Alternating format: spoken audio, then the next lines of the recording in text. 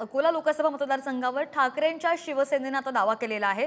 भाजपसमोर ठाकरेंच्या शिवसेनेचं हे आव्हान असेल तर नया साल नया खासदार प्रकाश आंबेडकरांचे असे पोस्टर्सही आलेले आहेत। तर पोस्टर झळकताच राजकीय वातावरण तापण्यास आता सुरुवात झाली आहे।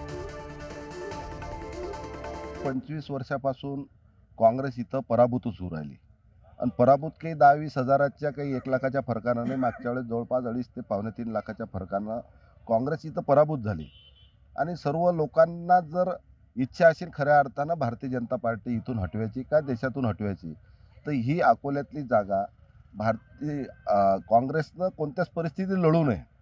काँग्रेसनं लढणं म्हणजे इथं भारतीय जनता पार्टीचा विजय होणं आहे।